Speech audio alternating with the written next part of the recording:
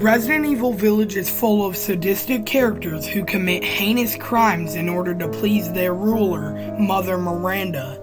Even so, Donna Beneviento still remains the most misunderstood Resident Evil character, so sit tight as we unpack the tragic backstory of Donna Beneviento. So, without further ado, let's get into it.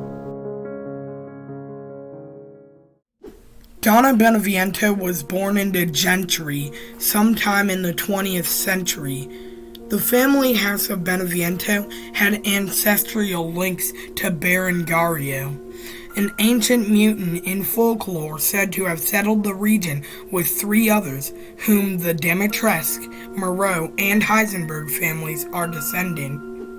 Whether this feudal rule over the region was continually maintained or had disappeared by the Great War is uncertain, though Miranda, a prophet serving the Black God, sought to establish their descendants as a council controlling the region under the oversight.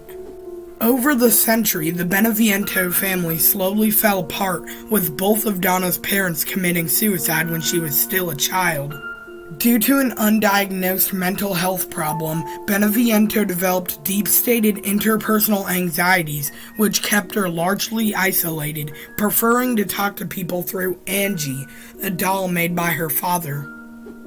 Donna's adulthood was mostly focused on her hobby of doll making, effectively replacing her deceased family. Whether Claudia was her sister or her only daughter is still uncertain, but we do know the two were related. Sometime in adulthood, Donna was implanted with the Cadeau parasite.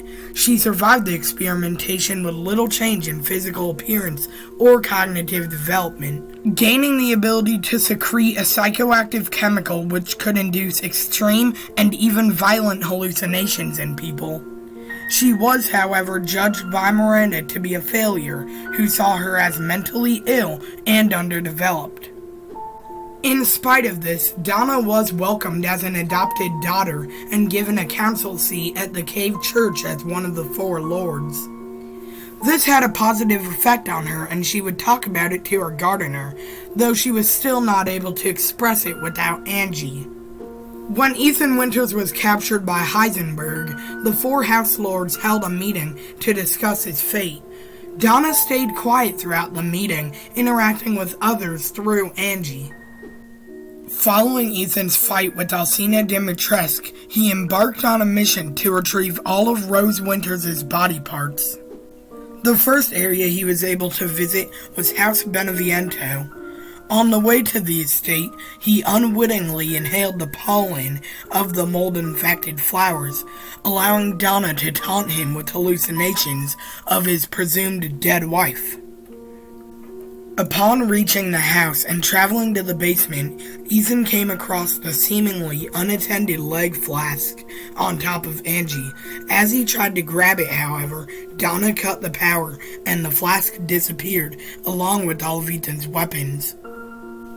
As Ethan searched for a way to escape, she taunted him with dolls resembling Mia, recordings of Mia's private thoughts, and mementos of their time raising Rose. As he searched further, he was pursued by a grotesque, fetus-like monster, which echoed a baby's wails throughout the halls. Many of the things Ethan witnessed after reaching the basement, including his loss of weapons and both monsters, were hallucinations created by Donna. While Ethan managed to return to the ground level of the house, Donna appeared with Angie, begging him not to leave. She sent her dolls to attack him, but he managed to fend them off, while Angie hid throughout the house, instructing Ethan to find her before her friends killed him. He managed to find Angie 3 times, stabbing her with a pair of scissors each time. After stabbing Angie once more, the illusion broke, and Ethan realized that he had been stabbing Donna herself all along.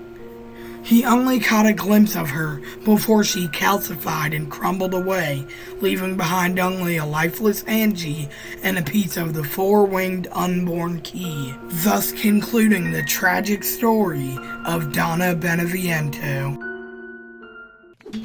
And there you have it, guys, the tragic backstory of Donna Beneviento. If you guys enjoyed this video even in the slightest bit, please be sure to drop a fat like and subscribe, and I'll see you all in the next episode of Bagels Battle!